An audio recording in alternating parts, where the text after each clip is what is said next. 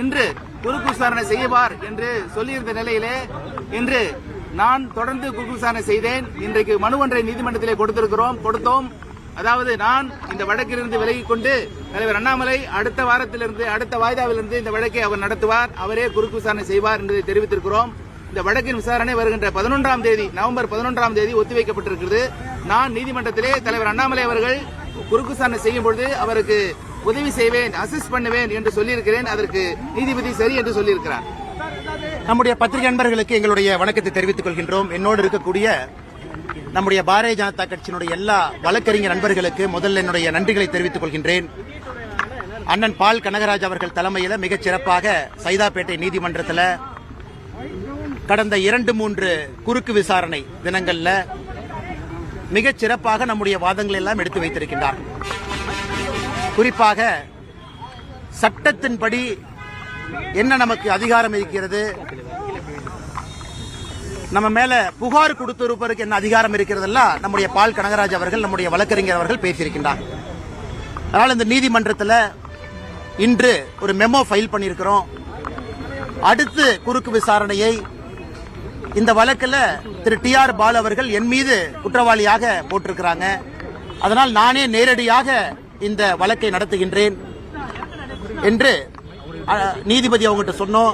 அண்ணன் பால் கனகராஜ் அவர்கள் எனக்கு உதவி புரிவாங்க என்கின்ற வாதத்தையும் வைத்தோம். அதை மாண்புமிகு நீதிபதி அவர்கள் ஏற்றுக்கொண்டிருக்கின்றார்கள். அடுத்த குறுக்கு விசாரணை நவம்பர் 11ஆம் தேதி ஒத்திவைக்கப்பட்டிருக்கிறது. நவம்பர் 11ஆம் தேதி இந்த வழக்கில் நானே ஆஜராகி என்னுடைய தரப்பு வாதங்களை DMK ஃபைல்ஸிலிருந்து ஆரம்பித்து திரு TR பாலு அவர்களை பற்றி அந்த வழக்கு அவர் சம்பந்தப்பட்டது அதையெல்லாம் கூட அந்த வாதத்தை நாங்கள் முன்வைக்க இருக்கின்றோம். நிச்சயமாக நீதி வெல்லும் என்கின்ற முழு நம்பிக்கை இருக்கு. இத்தனை காலமாக ஒத்துழைத்த நம்முடைய வழக்கறிஞர் நண்பர்களுக்கு மறுபடியும் கூட ஒத்துழைப்பார்கள் என்கின்ற முழு நம்பிக்கையோடு பத்திரிகை நண்பர்களுக்கு எங்களுடைய வணக்கம் கலந்த நன்றியும் தெரிவித்துக் கொள்கின்றோம். ஏன்னா எல்லா நாளும் கோர்ட்டுக்கு வர்றீங்க, பேசுறீங்க. நான் தொடர்ந்து அதை சொல்லிக் கொண்டிருக்கின்றேன். அண்ணன் TR பாலு அவர்கள் சம்பந்தப்பட்ட அவர் அரசியல் வந்த காலத்திலிருந்து எல்லா விஷயத்தையும் கூட மாண்புமிகு நீதிபதி முன்பு நீதிமன்றத்தின் முன்பு நவம்பர் 11ஆம் தேதி வைக்க இருக்கின்றோம். அது எத்தனை ஹியரிங் போனாலும் அது போகட்டும். அரசியல் வந்ததிலிருந்து, சம்பாதித்ததிலிருந்து, குழந்தைகளை படிக்க வைத்ததிலிருந்து, குழந்தைகள் ஒரு நிறுவனம் ஆரம்பிச்சிருக்காங்கன்னா பணம் எங்க வந்துச்சு, இதெல்லாம் கூட அவருடைய கடந்த 40 ஆண்டு காலம் அரசியல் வரலாறு 1982 முழுமையாக கோர்ட் மூலமாக தமிழக மக்கள் முன்பு வைக்க இருக்கின்றோம். ஏன்னா நம்முடைய நோக்கமே 2023 ஏப்ரல் 14ஆம் தேதி இந்த DMK ஃபைல்ஸ் வெளியிட்டதன் நோக்கமே எப்படி தமிழகத்தில் ஊழல் பெருச்சாளிகள் தொடர்ந்து நம்மை உறிஞ்சி பிழைத்து அண்டிக் கொண்டிருக்கின்றார்கள் என்பதை மக்கள் மன்றத்தில் வைக்கணும். அதனால்தான் நான் இதுவரை யார் மீதும் கூட மான நஷ்ட வழக்கு தொடுக்கல. ஆனா இந்த வழக்கு யாராவது திமுகவிலிருந்து தொடுக்க வேண்டும் என்று காத்திருந்தேன். அதன் மூலமாக பல விஷயங்களை நீதிமன்றம் மூலமாக மக்கள் மன்றத்தில் வைக்க வேண்டும் என்று காத்துக் கொண்டிருந்தோம். அதனால் நிச்சயமாக அதை நாங்கள் தொடர்ந்து செய்வோம். அதில் எந்த மாற்று கருத்தும் இல்லை. இதை தாண்டி நம்முடைய பத்திரிகை நண்பர்களுக்கு கேள்வி இருக்கும், கேள்வி கேளுங்கன்னா பதில் சொல்றோம். ஆனா நம்முடைய பத்திரிகை நண்பர்களுக்கு தெரியும், முதலாக இது CBIக்கு செல்ல வேண்டும் என்ற கோரிக்கையை வைத்ததே நம்முடைய தமிழக பாரதிய ஜனதா கட்சி. கரூர்ல நாம் தான் வைத்தோம். காரணம், இது ஒரு அரசியல் கட்சியோ, எதிர்கட்சியாக இருக்கக்கூடிய அரசியல் கட்சியோ, ஆளுங்கட்சி திமுகவோ அல்லது தேர்தல் பரப்புரைக்கு வந்த தமிழக வெற்றி கழகத்திற்கோ சம்பந்தப்பட்ட வழக்குன்னு மூடி மறைக்க கூடாது. இது 41 உயிர்கள் சம்பந்தப்பட்ட வழக்கு. அதனாலதான் நாங்கள் நேரடியாக முன்னாள் நீதிபதி அவர்கள் தலைமையில் பண்ணியிருக்கக்கூடிய ஒரு நபர் ஆணையத்தின் மீது நம்பிக்கை இல்லை. அதே நேரத்தில் CBI முழுமையாக ஒரு ஃபோரன்சிக் இன்வெஸ்டிகேஷன், முழுமையா என்ன நடந்துச்சு, யார் வந்தாங்க போனாங்க, ஆர்கனைசர் மீது தவறு இருக்கா, லோக்கல் அட்மினிஸ்ட்ரேஷன் மீது தவறு இருக்கா, கூட்டத்தில் யாராவது மர்ம நபர்கள் கலந்திருக்கின்றார்கள், இதெல்லாம் முழுமையாக ஒரு ட்ரெயின்டு ஏஜென்சி மட்டும்தான். இதற்காகவே ட்ரெயின்டு ஏஜென்சி. இது போன்ற பல வழக்குகளை பார்த்திருக்கக்கூடிய CBI வர வேண்டும் என்கின்ற கோரிக்கையை வைத்தோம். எங்களுக்கு உள்ளபடியே மகிழ்ச்சி. பாரதிய ஜனதா கட்சியினுடைய 2 தொண்டர்களும் கூட தனிப்பட்ட வகையில் உச்சநீதிமன்றத்திற்கு போயிருந்தாங்க. அக்கா உமா ஆனந்தன் அவர்கள் தனிப்பட்ட முறையில் உச்சநீதிமன்றத்துக்கு போயிருந்தாங்க.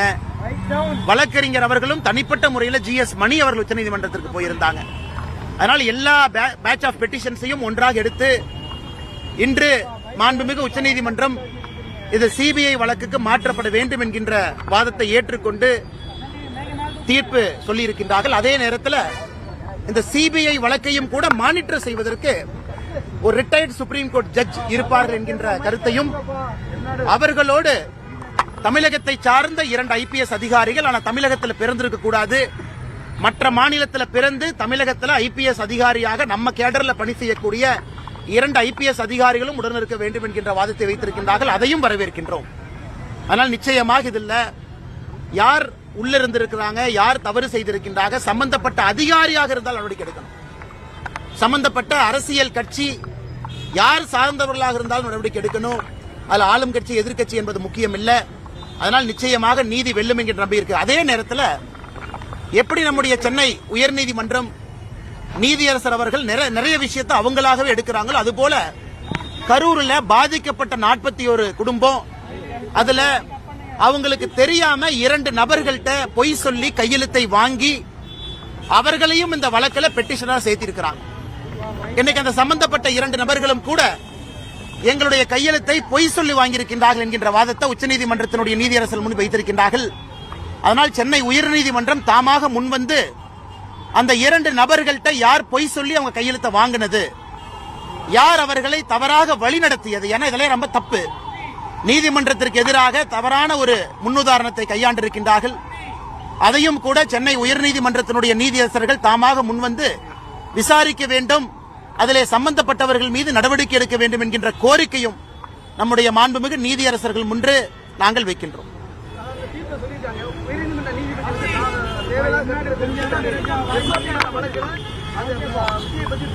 ஆனா இதுல நம்முடைய நீதியரசர்களை பற்றி சாமானிய மனிதர்களாக எப்பொழுதும் நாங்கள் குறை சொல்ல போவதில்லை, நிறைகளும் சொல்ல போவதில்லை. அவர்களுடைய கடமையை செய்யறாங்க. ஏற்கனவே சொன்னது போல பயன்படுத்தியிருக்கக்கூடிய வார்த்தைகள் பற்றி நாங்கள் ஏற்கனவே சொல்லி இருந்தோம். ஆனால் இன்னைக்கு உச்சநீதிமன்றம் சொல்லியிருக்கிறாங்க, ஹைகோர்ட் ரெஜிஸ்ட்ரார்ட்ட கேட்டிருக்கிறாங்க கேள்வி. ஆனால் ஹைகோர்ட்டினுடைய ரெஜிஸ்ட்ரார் பதில் சொல்லுவாங்க, இது எங்களுக்கு சம்பந்தம் இல்லை, நாம் சாமானிய மனிதர்கள். இது உச்சநீதிமன்றம் உயர்நீதிமன்றத்தினுடைய ரெஜிஸ்ட்ரார்ட்ட கேள்வி கேட்கிறாங்க, எப்படி எடுத்தீங்க, அது சம்பந்தப்பட்ட பதில ரெஜிஸ்ட்ரார் கொடுக்கணும், அதன் பின்பு உச்சநீதிமன்றம் பதில் சொல்லணும், தீர்ப்பு சொல்லணும். அதனால் நாங்கள் இதை பற்றி பேசுவது சரியாக இருக்காது.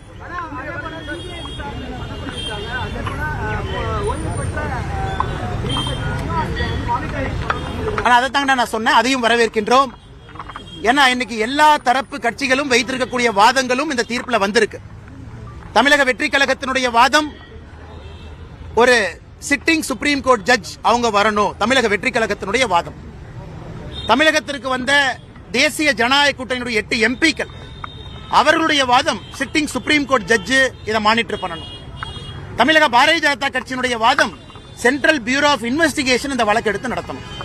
ஆனால் இன்று வந்திருக்கக்கூடிய தீர்ப்பு என்பது யாரெல்லாம் பெட்டிஷன் ஃபைல் பண்ணியிருக்கிறாங்களோ எல்லோரையும் சமாதானப்படுத்தும் விதமாக, அதே நேரத்தில் பேலன்ஸ் ஆஃப் ஜஸ்டிஸ், அந்த நீதி தராசு தட்டு சமமாக இருப்பதற்காக உச்சநீதிமன்றம் முயற்சி எடுத்திருக்கிறாங்க. சிபிஐ விசாரணை செய்யும், அதற்கு மேல ஒரு மாண்புமிகு உச்சநீதிமன்ற நீதியரசர், முன்னாள் நீதியரசர் இருப்பாங்க.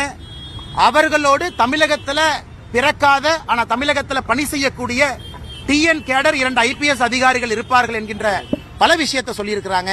இது அனைத்தும் கூட பாராட்டுக்குரியது, வரவேற்புக்குரியது. அதனால் நிச்சயமாக சம்பந்தப்பட்ட நபர்கள் தண்டிக்கப்பட வேண்டும், நீதி வெல்ல வேண்டும்.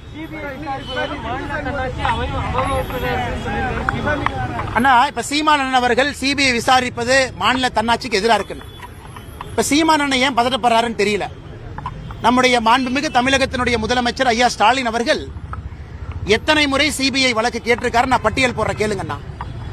குட்கா வழக்கு சிபிஐ கேட்டார், அப்ப எதிர்க்கட்சி தலைவராக இருந்த ஐயா ஸ்டாலின் அவர்கள். தூத்துக்குடி துப்பாக்கி சூட்டு சிபிஐ வழக்கு கேட்டாங்க, அன்னைக்கு எதிர்க்கட்சி தலைவராக இருந்த ஸ்டாலின் ஐயா. மௌலிவாக்கத்தில் ஒரு பில்டிங் இடிஞ்சு கீழே விழுந்த பொழுது அப்போதும் சிபிஐ விசாரணை வேண்டும் என்று எதிர்க்கட்சி தலைவராக இருந்த ஐயா ஸ்டாலின் அவங்க கேட்டாங்க. ஹைவே டெண்டர்ல ஒரு ஊழல் நடந்திருப்பதாக எதிர்க்கட்சி தலைவராக இருந்த ஐயா ஸ்டாலின் அவர்கள் சிபிஐ விசாரணை கேட்டாங்க.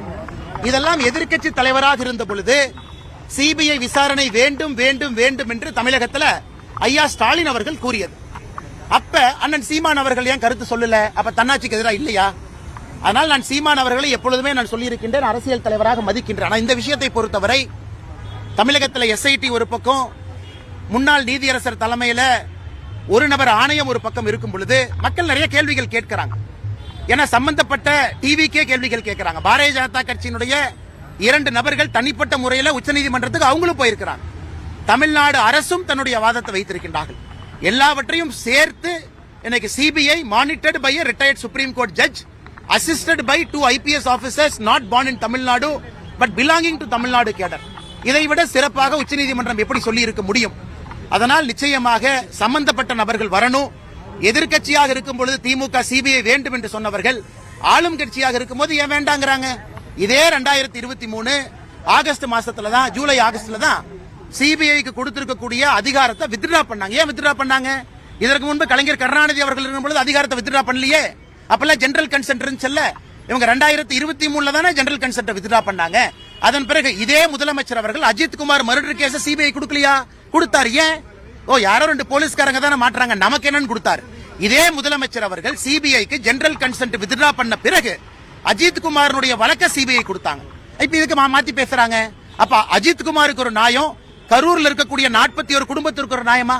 எங்களை பொறுத்தவரை அஜித் குமார் சகோதரருக்கும் நியாயம் கிடைக்கணும், கரூர்ல பாதிக்கப்பட்ட 41 குடும்பத்துக்கும் நியாயம் கிடைக்கணும். அப்ப ஒருவருக்கு சிபிஐ மற்றொருக்கு சிபிஐ இல்லைன்னா என்னங்க நியாயம்? அதனால் இதை அரசியல் செய்வது நாங்களா, தமிழகத்தினுடைய முதலமைச்சர் ஐயா ஸ்டாலின் அவர்களா? இதை பத்திரிகை மன்றம் மூலமாக மக்கள்கிட்ட வைக்கிறோம்.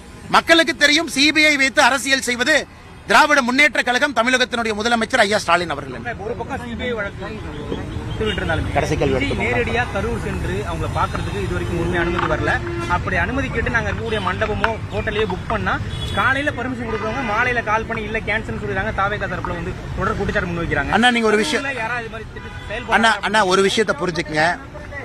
தமிழக கரூர்ல வருகின்ற இந்த மாதம் அக்டோபர் 17ஆம் தேதி தமிழக வெற்றி கழகம் சார்பாக அதனுடைய தலைவர் திரு விஜய் அவர்கள் கரூர் வருகின்றார்கள் என்று நிறைய திருமண மண்டபத்திற்கு அங்கே அனுமதி கடிதம் கொடுத்திருக்கின்றார். நம்முடைய கட்சியை சார்ந்த திருமண மண்டபத்தும் கொடுத்திருக்கிறாங்க. அந்த நபர் போன் பண்ணி கேட்டார், அண்ணே கொடுக்கலாமா வேண்டாமா? நாங்க சொன்ன, அண்ணே இங்க பாருங்க, இது கட்சிக்கு இதுக்கும் சம்பந்தம் இல்லை. நீங்க தனியா திருமண மண்டபம் நடத்துறீங்க, அதை வாடகைக்கு கொடுக்குறீங்க, யார் வந்து கேட்கிறாங்களோ கொடுங்க. அதான் பாரதிய ஜனதா கட்சியை பொறுத்தவரை நிலைப்பாடு. அதனால் விஜய் அவர்களை பொறுத்தவரை யார வேணாலும் தனிப்பட்ட முறையில் அந்த கட்சி திருமண மண்டபத்தை கேட்கலாம், அங்க போலாம், மக்களை சந்திக்கலாம். இதுல காவல்துறை எங்க இருக்கு எனக்கு தெரியலங்கண்ணா. காவல்துறை எங்க வந்துச்சுன்னு எனக்கு புரியல. எதற்காக அவங்க அனுமதி கேட்கறாங்கன்னு எனக்கு தெரியல. விஜய் அவர்கள் போகும்போது காவல்துறை கூட்டம் கூடும் ஆன்டிசிபேட் பண்ணா செக்யூரிட்டி கொடுப்பது காவல்துறையினுடைய கடமை. விஜய் அவர்கள் போவது அவருடைய உரிமை. இதுல எனக்கு ரெண்டுமே புரியல. எதற்காக அனுமதி கேட்கறாங்கன்னு எனக்கு புரியல. காவல்துறை அவர்கள் எதற்காக இன்னைக்கு கொடுக்கறோம் நாளை கொடுக்கறாங்கன்னு சொல்றாங்கன்னு தெரியல. அதனால் நேரடியாக கரூர் சென்று பார்க்க வேண்டும் என்று நினைத்தால் பார்க்கட்டும். இதுல நாங்க எப்படி கருத்து சொல்றதுங்கண்ணா? நான் ஆங்கிலத்துக்கு பேசலாமாங்கண்ணா? ஐயா நான் எதுக்கு நான் சொல்லிட்டு இருந்தேன்னா, கூட்டத்தில் வந்து அன்னைக்கு ஒருத்தர் மைக் கொடுத்து